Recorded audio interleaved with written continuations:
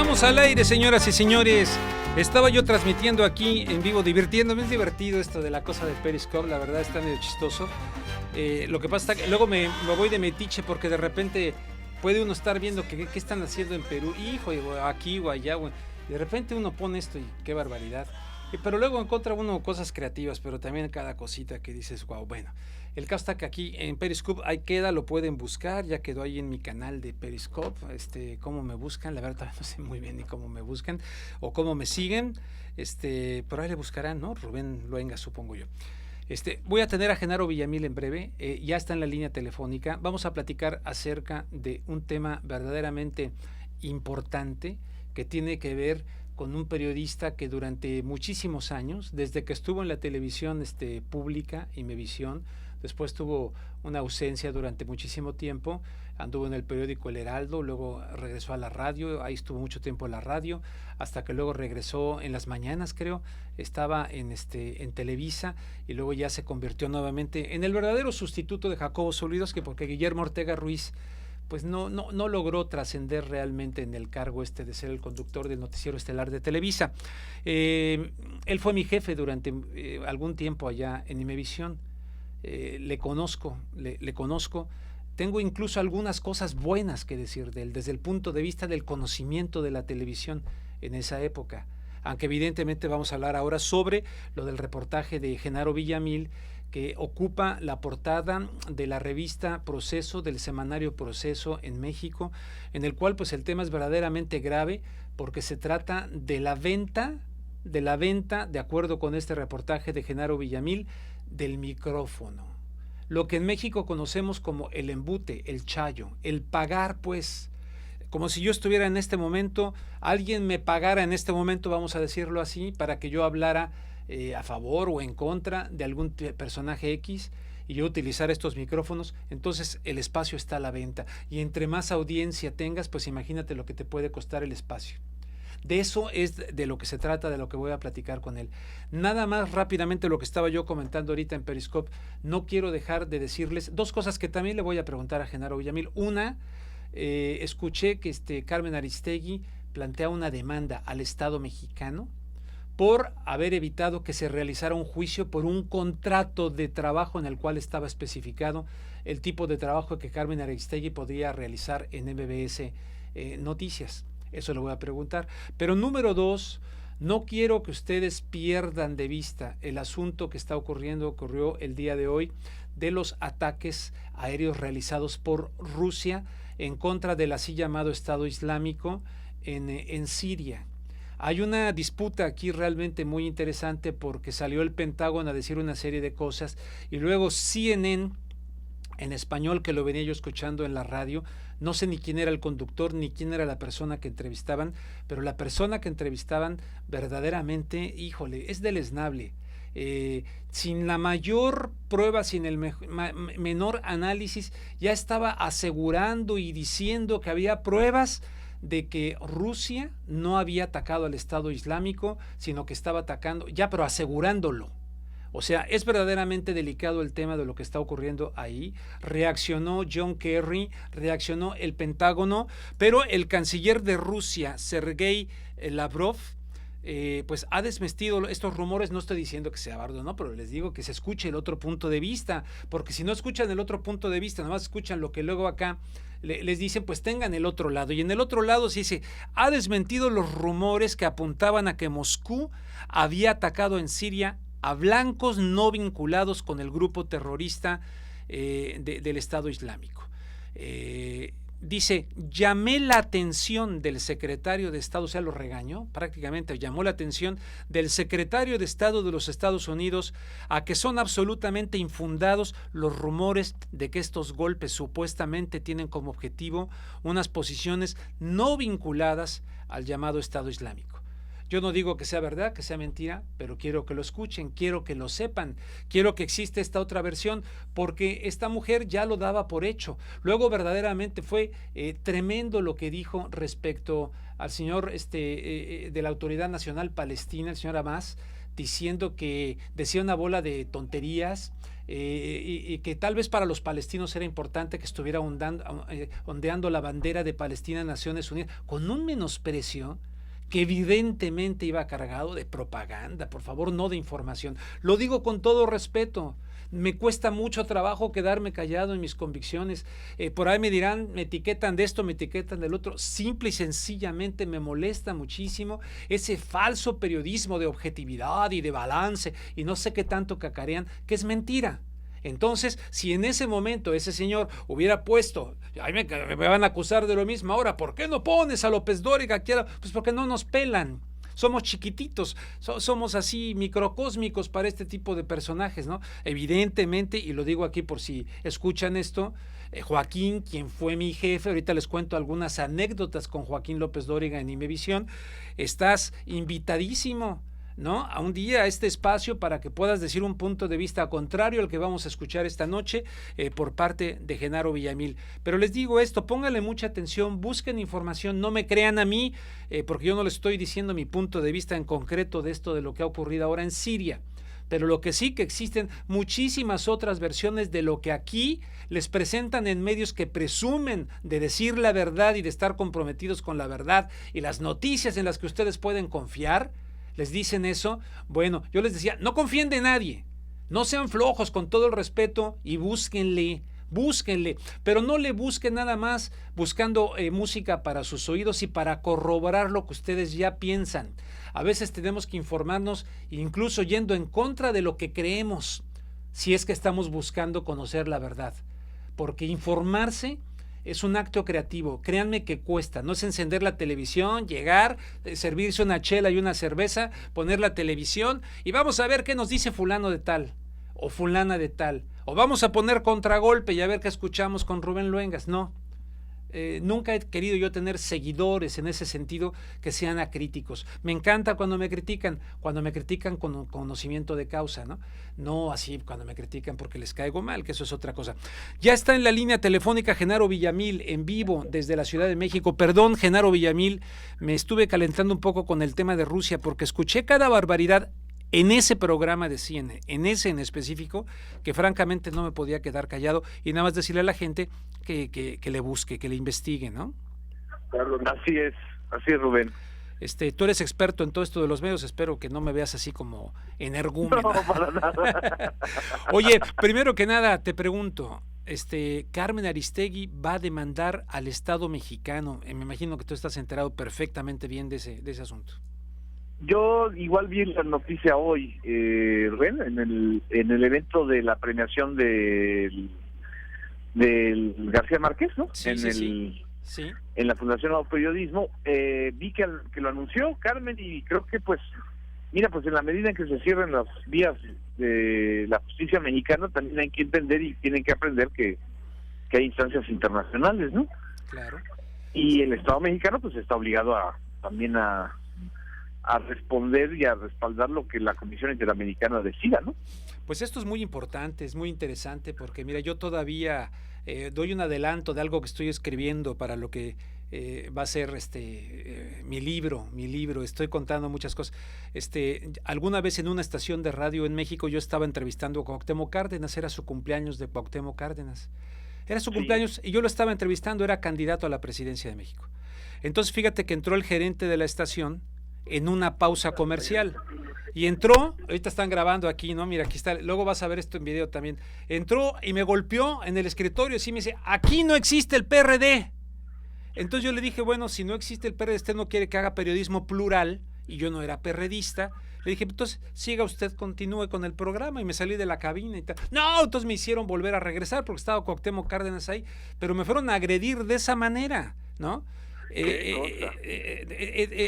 Luego ya te enterarás en que creo que no menciono la estación en el libro tampoco, porque no quiero amarrar navajas en ese sentido, pero es muy importante, pues, porque se llegó en México. Luego sale este señor Marín hace poco a decir en Milenio que en México no existe la censura, que en sus 40 y tantos años de periodismo nadie le ha prohibido decir absolutamente nada. Pues a mí sí, el señor Marín. ¿Y dónde está Carmen Aristegui en este momento? Entonces, esto de la demanda, no solamente por Carmen Aristegui, pues por la famosa disque democracia mexicana, porque sin libertad de expresión pues no puede haber democracia, ¿o sí? No, pues, y menos con unos medios que se vuelven pues mercaderes, ¿no? Absolutamente. Bueno, les voy a leer nada más un fragmentito de un artículo que aparece en un medio que dirige precisamente Genaro Villamil. Se llama Homo Sapien, donde en algunas ocasiones me ha hecho favor de publicar algunas columnas como invitado. Y dice por aquí también escritor por autor invitado es Miguel Ángel Elorza Vázquez, y dice este artículo, dice: el número 2030 de la revista Proceso, fundada por Julio Scherer García en 1976, sorprendió con su portada al mundo mexicano del texto servidor y los medios afines al gobierno. En ella aparece el conductor estrella de Televisa, Joaquín López Dóriga, en el set del noticiero, enmarcado por un cheque a nombre del conductor expedido por el gobierno del Estado de México por 464,442.59, deben de ser pesos, ¿verdad? Y 5 palabras que resumen y exhiben el modus operandi de lo que el propio Julio Scherer en vida censuraba: los negocios de López Dóriga. ¡Wow! Y luego dice: en el interior de Proceso el reportaje, cuando el micrófono tiene precio, firmado por Genaro Villamil. Pues verdaderamente tremendo. Yo he escuchado esto desde hace muchísimos años sobre Joaquín López Dóriga, pero ahora parece ser que tú tienes documentos que comprueban, verifican realmente esto, Genaro Villamil. ¿Es cierto? ¿Vende el micrófono López Dóriga, que evidentemente es un acto de corrupción tremendo? ¿Sería un acto? Tan es cierto que no lo ha negado, Rubén. Es decir, él no ha podido negar pues las facturas que suman 240 millones de pesos solo en dependencias federales del 2000 al 2015. Eso sin contar, porque esas son las cajas negras del asunto, lo que él cobra a los gobernadores, o lo que sus empresas Ancla y Aston cobran a los gobernadores de los estados, ¿no?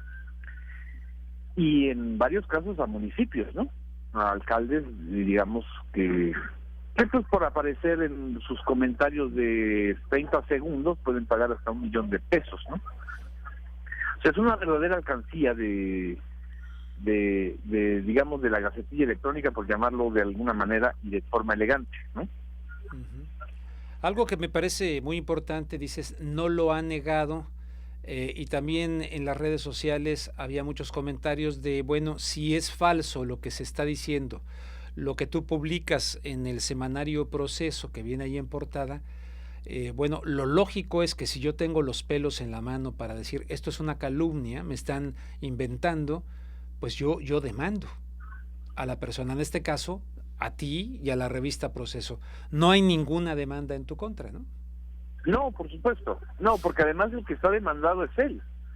Él está demandado ahorita, o hay un juicio en Proceso, un juicio penal que le interpuso María Asunción Aramburu Zavala, la empresaria más importante de México, por un intento de extorsión, ¿no? Y de ahí viene toda esta historia. Es decir, también hay que tener claro que el hecho de que Aramburu Zavala lo demande marca un hito en la historia de la relación entre los empresarios y los periodistas, porque generalmente este tipo de cosas se arreglaban en lo oscurito, se callaban, nadie denunciaba, ¿no? Sí. Nadie daba la cara, ¿no? Era un secreto a voces que esto ocurre, no solamente en el caso de Joaquín, sino en el caso de otros comentaristas, ¿no?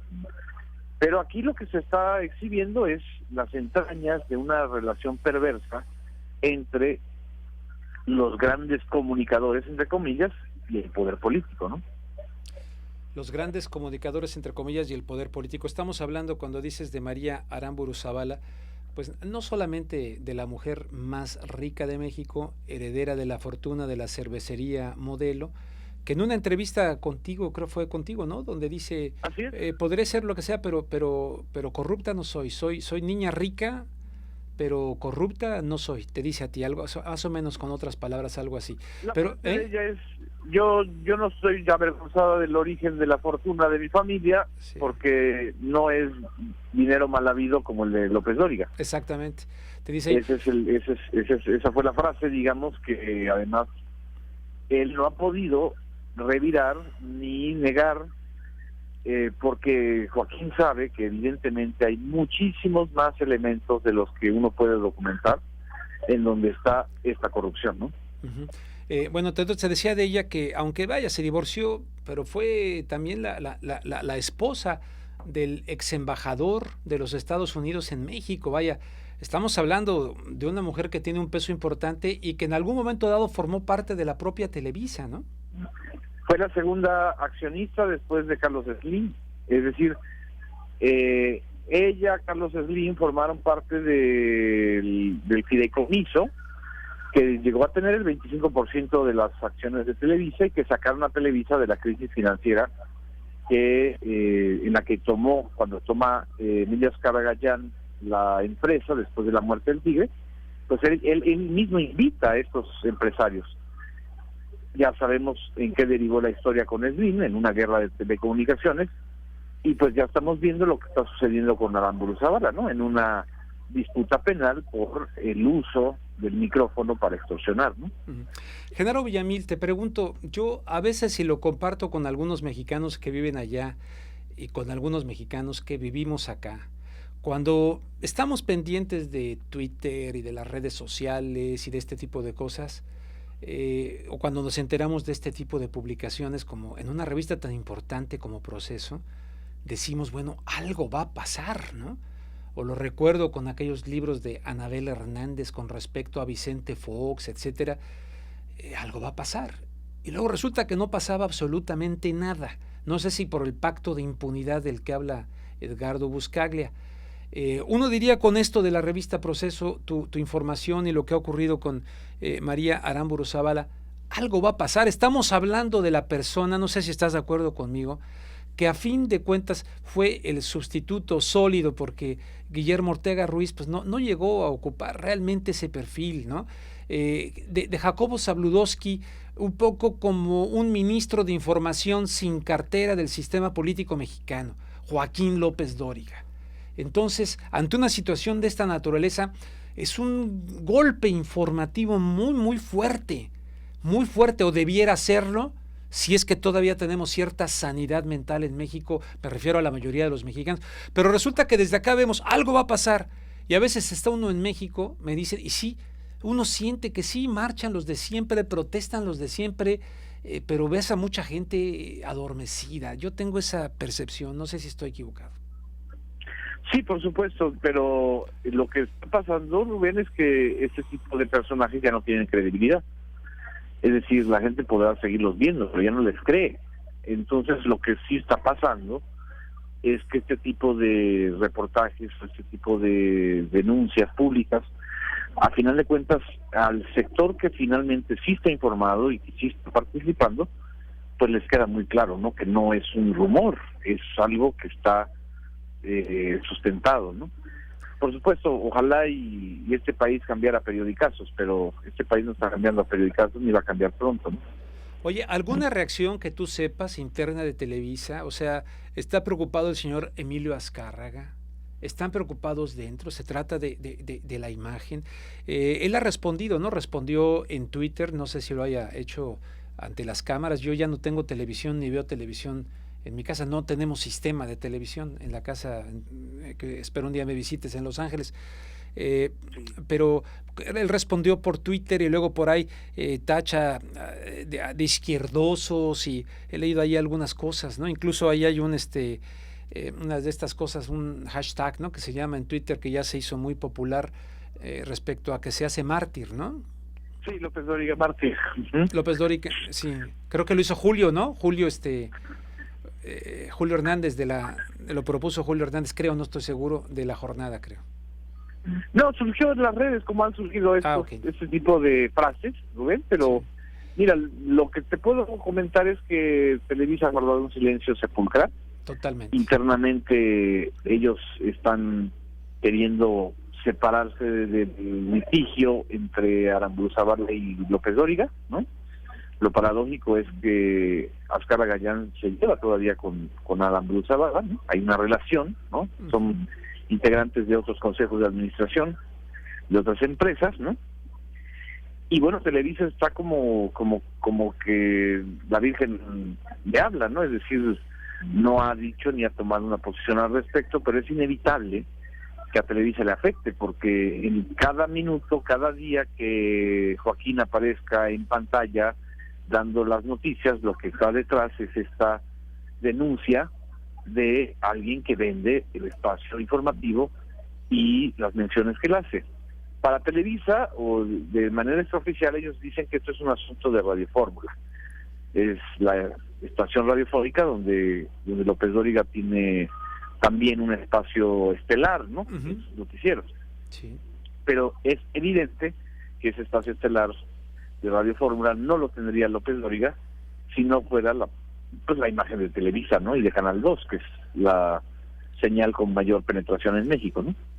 O sea, pero dicen que es un asunto de Radio Fórmula en el sentido de que vende el micrófono y su pluma nada más para Radio Fórmula y para Televisa, ¿no? ¿O cómo? Exactamente. O sea, que lo que está documentado es que esas empresas, Ancla y Astron, pues nada más lo único que hacen es vender el espacio en Radio Fórmula, ¿no? Oye, pero nadie es ingenuo. Pero eso puede vender para un lado y ganar cobertura en el otro. Pero eso sería de un cinismo bárbaro, ¿no? Porque se supone que hay un código de ética. Yo acá en los Estados Unidos, cuando estuve en televisión, aunque te puedo comentar muchas cosas sobre ese famoso código de ética, ¿no? Pero se supone que te hacen firmar un código de ética. O sea, acá me comprueban que yo estoy en televisión y estoy vendiendo el espacio, digamos aquí en KPFK, pues no, o sea, no puedo yo afectar la imagen de la empresa para la cual trabajo haciendo algo indebido en ningún otro sitio, aunque no tenga que ver con la empresa. Así es, justo eso que estás diciendo del código de ética, que evidentemente en México ni se aplica ni nada, nada más se utiliza como demagogia y verborrea. Es algo que menciona en un artículo, la verdad, muy interesante, muy bien planteado, de Raimundo Riva Palacio el día de hoy. Que mira. bueno, pues hoy justamente él publica eso. O sea, ¿En el Financiero será? ¿En el Financiero? En el Financiero. Sí, mira. En el Financiero y en su blog, el Eje Central, ¿no? El Eje Central, sí.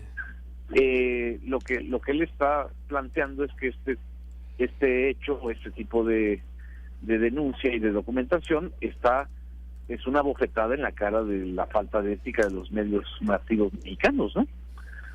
En la medida en que no se toman medidas en serio, ¿no? Es decir, decir que todo esto es una calumnia sin denunciar, o sea, sin hacer una demanda por daño moral, ni tampoco desmentir no solamente los cheques o los convenios y los contratos, sino las propiedades inmobiliarias que Joaquín tiene. ¿Cómo se explica uno que un periodista pueda tener 7 departamentos en Bosque Real, que es una de las en Bosques de Lomas? Sí. Es una de las zonas más caras del país. ¿Cómo te explicas que tenga 9 departamentos en Polanco, un yate de 40 millones de pesos? Digo, eso la verdad hace pensar que hay algo turbio, ¿no? Por mucho que pudiera ganar, porque es evidente que tiene algún salario muy, muy importante en Televisa y en Radio Fórmula, ¿no? Por mucho que pudiera ganar en esos espacios, como que no alcanza para tanto, ¿no? No, a menos que nos venga a decir como la gaviota que la generosidad de Televisa de darle 80 millones de pesos para comprar una Casa Blanca, ¿no? Pues o sea, sí, es decir, que otra vez tengan el cinismo de inventar una historia, ¿no? Sí. Oye, Genaro, este tipo de cuestiones a veces se llevan a las redes sociales como catarsis, como desahogo, y la gente hace bromas y chistes, o incluso insultos, ¿no? Yo ahora veía cuando anunciaba de que te iba a entrevistar sobre el tema, insultos así muy a la mexicana, a López Dóriga, en fin. Pero así llevamos muchos años de muchas cosas, cuando que esto debiera traducirse en la creación y formación por fin de ciudadanía consciente que se indigne de que se le tome el pelo, de que se burlen de ella, de que le mientan.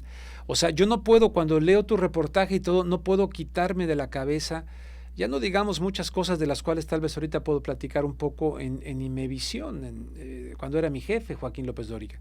Pero, por ejemplo, cuando tuve enfrente a López Dóriga, que le hizo una entrevista infame, donde se notaba perfectamente, yo no sé si ahí estaba esta lógica, que se trataba que era de destruirlo, que saliera noqueado, como del box, saliera noqueado de ese ring en aquella ocasión Andrés Manuel López Obrador, después de la entrevista con López Dóriga, para que tuviera el efecto político que evidentemente estaban buscando que tuviera.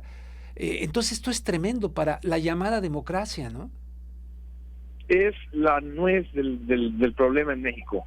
Si no cambiamos el sistema de comunicación, lo único que vamos a tener es una permanente presión de una sociedad que está indignada, alterada, encabronada, que no encuentra canales de comunicación más que los desahogos en redes sociales, ¿no? Y un sistema de medios masivos que son cómplices del poder y cómplices de esa corrupción.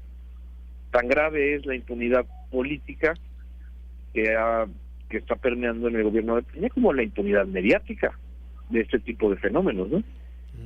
Entonces, si ellos quieren todavía tensar más la cuerda, que ya de por sí está muy tensa en México, pues evidentemente van a haber consecuencias que no son deseables, ¿no?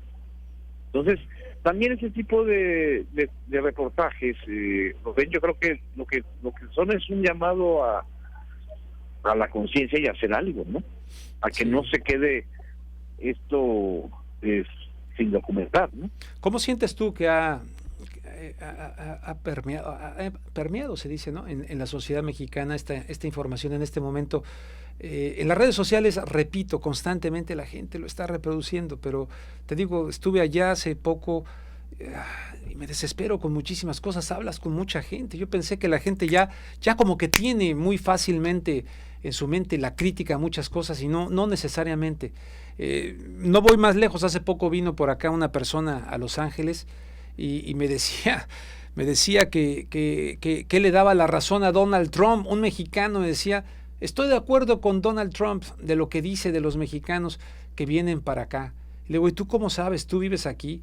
Le ponía yo un ejemplo a este muchacho, le decía, oye, ¿tú has visto el ejército de mexicanos, por ejemplo, en el Valle de Salinas, en California, que produce, es la ensaladera de los Estados Unidos, produce el 80% de los vegetales que los estadounidenses consumen en sus mesas, los producen una mayoría de mexicanos que están con las espaldas dobladas, no mojadas, sino dobladas en el Valle de Salinas, que los ves como un ejército así, y viene un mexicano acá y le da la razón así en una charla, tomando una copa de vino, a Donald Trump.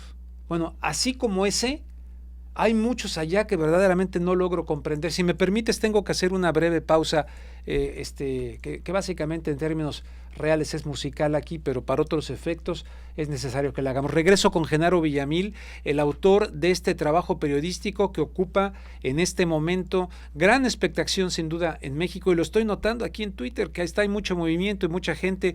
Ojalá, si me quieren hacer alguna pregunta en Twitter para hacérsela a Genaro, con mucho gusto. Una pausa.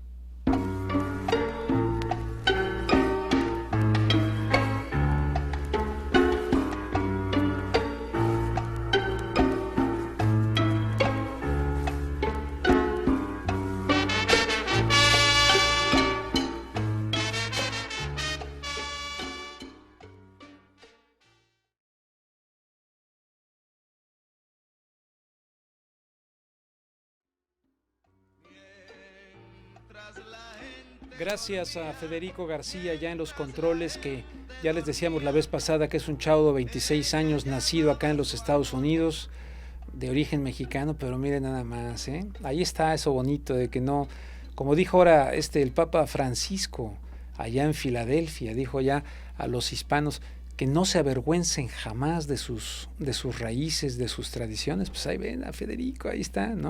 Es más, ahí trae un tequila, no se ha avergonzado, no avergonzado del tequila, no cambia el whisky. No es cierto, eso es puro cotorreo. Entonces, estamos escuchando a Genaro Villamil en vivo desde la Ciudad de México, cosa que agradezco. Y has dicho que si se tensa más la situación en México es muy peligroso. Yo la otra vez estuve, Julio Hernández, precisamente del diario La Jornada, Julio Astillero, hizo un tweet que yo le hice retweet, a su vez contestándole a Gabriel Cuadri. Gabriel Cuadri, el que fue candidato a la presidencia de México, que yo lo conocí también, fíjate que lo conocí siendo comentarista en Radio 1000, donde yo trabajaba ahí. Él era uno de los comentaristas de cuestiones ecológicas. De repente, resultó que fue candidato a la presidencia de México en las elecciones pasadas. ¿Y sabes qué decía Gabriel Cuadri en ese tuit? Decía que los padres de Ayotzinapa son unos vividores, que obviamente no van a resignarse a la versión gubernamental, que es la correcta, algo más o menos así decía, porque si no se les sacaba el cuento, se les sacaba la cosa políticamente y vivir del cuento, aunque no lo dijo exactamente, sí, pero esa era la idea. Entonces Julio Hernández puso, miren nada más, un vividor calificando a los padres de Ayotzinapa de vividores. Y así se las gastan. Luego escuché con Pepe Cárdenas a Rafael Cardona, periodista de larga trayectoria, dirigió 1+1, en fin. Lo escuché que decía también, montó toda una teoría de la conspiración que prácticamente a los padres de Ayotzinapa los estaba moviendo la Iglesia Católica, y vinculó al Centro de Derechos Humanos Agustín Pro, que denuncia todo esto, con Emilio Álvarez y Casa, hijo de José Álvarez y Casa, que estuvo muy activo por Cencos con lo de los zapatistas. Y de ahí llegar al vínculo del Centro de Derechos Humanos Pro como jesuita con el Papa Francisco, porque Raimundo Rivapalacio también sacó una nota en El Financiero de que supuestamente el Papa Francisco no habría ido a México porque hubiese querido oficiar una misa en Ayotzinapa. Bueno, pues Rafael Cardona con Pepe Cárdenas se aventó toda esta teoría de la conspiración. No sé si tenga manera de demostrarlo todo esto, pero eso es lo que escucha luego mucha gente allá en los medios. Te saco este comentario así un poco tal vez medio fuera de lo que estamos hablando, pero a fin de cuentas es información, y la información es donde la gente saca sus opiniones, ¿no? Así es. ¿Qué opinas de esto? No, digo, la verdad es que son rumores y son lo que yo llamo el lado sincronizado, ¿no? El lado sincronizado cuando hay una consigna gubernamental que se replica a través de los voceros oficiales en las calles, ¿no? Desgraciadamente. Oye, algo hiciste que se está escuchando mal. Estabas muy bien antes de la pausa y ahorita se escuchan demasiados ruidos y no se te entiende. ¿No se entiende?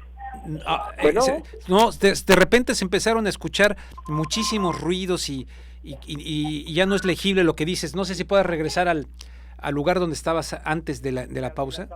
Estoy en alto, espérame tantito. Sí.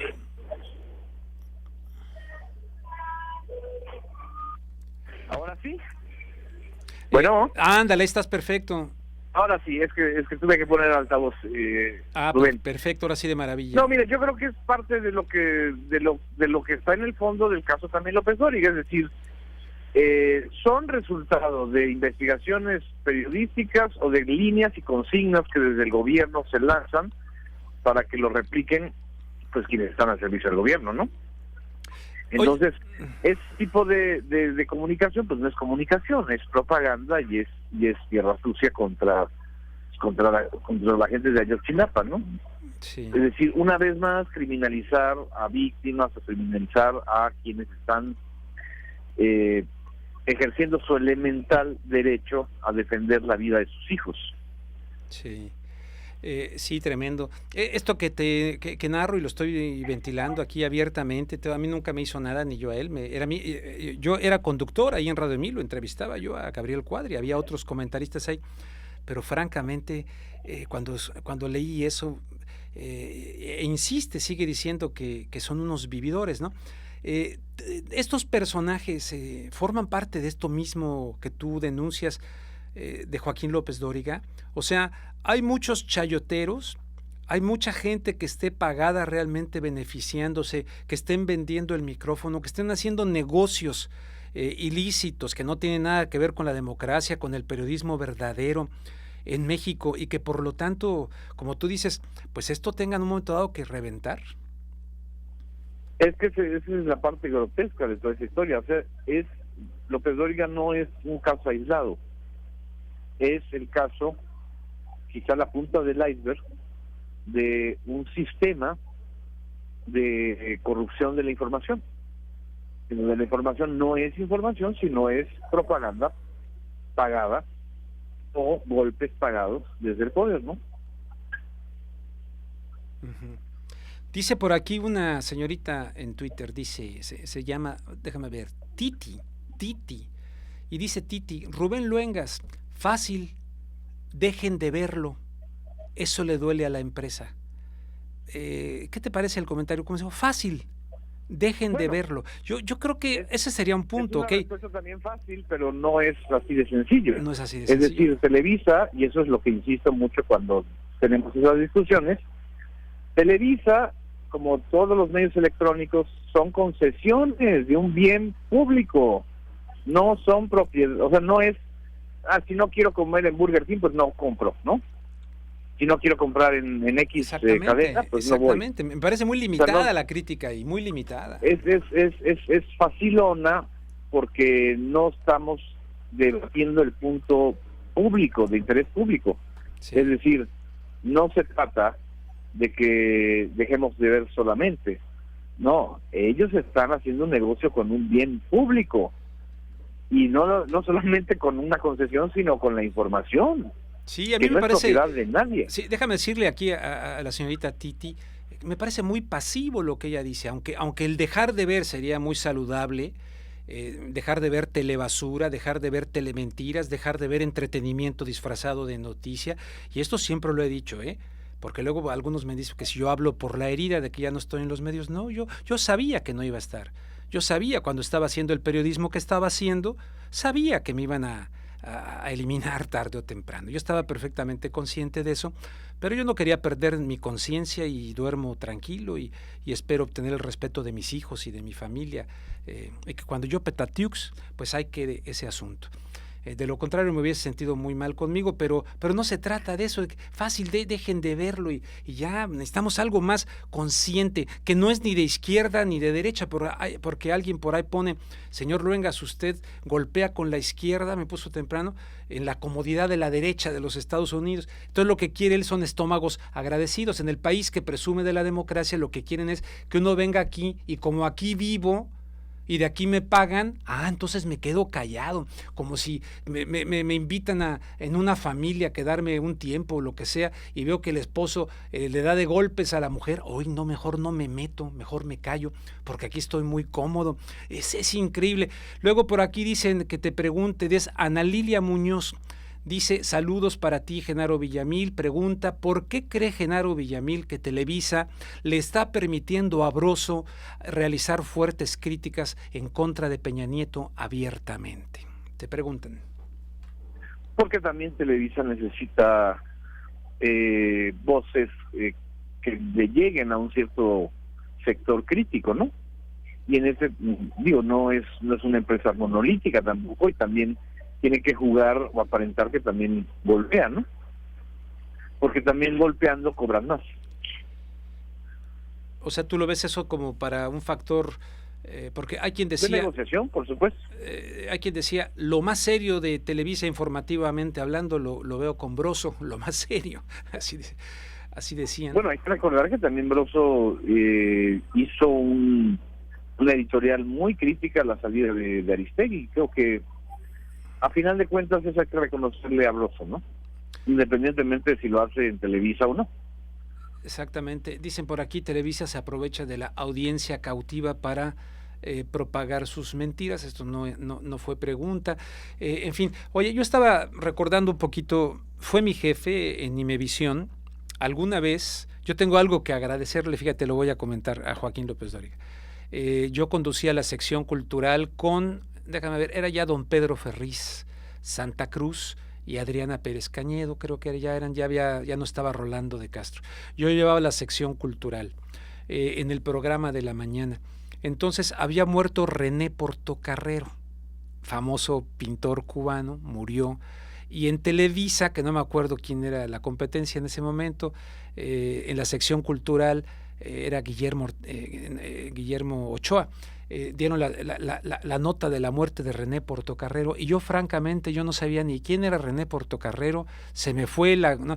Y termino el programa, según yo estaba muy contento con la información que di ese día, y bajo y me manda a llamar Joaquín López Dóriga. Me dice, ¿quién es René Portocarrero? Y así con esa mirada que tiene, que te reta, ¿no? Y le digo, ¿René Portocarrero? Le digo, no sé. Ah, ¿no sabes? No, tal vez no puedo decir aquí la palabra. Me dice, está suspendido 2 semanas, tal por cual, sin goce de sueldo. No me vayas a volver a fallar con anda. Entonces, fíjate que fue muy interesante porque Joaquín tenía esa virtud periodística, era un lobo periodístico, conocía también los tiempos y el lenguaje de la televisión al margen de lo editorial y también al margen de los problemas que él tenía de salud y de cosas personales de él durante esa época, ¿no? Por eso de ahí creo que le vino lo del tiche, realmente manejaba el lenguaje de la televisión para la época y conocía mucho, y no se me volvió a ir una nota y me funcionó muchísimo para mi responsabilidad y tal. Al grado de que alguna vez, te cuento, una vez me pidió un reportaje, pero que era casi imposible de hacer, y lo quería para el programa de la mañana del día siguiente. Me quedé toda la noche en Imevisión, ahí en el Periférico, toda la noche, y lo sorprendí porque tenía yo lista la nota para que saliera en el programa de la mañana. Y el canijo, pues no la metió, nomás me hizo así, nomás por... pero aprendí mucho de su cosa esta de workaholic, ¿no? Y de su obsesión por cosas del periodismo. Tenía a Sara Moirón como jefa de prensa, pero ya no hablemos del tema editorial. En esa época él tenía un programa que se llamaba De Cara al Público, y dentro del canal, en esa época, cosa que a mí no me consta, decían lo mismo que ahora tú denuncias en la revista Proceso, que vendía los espacios.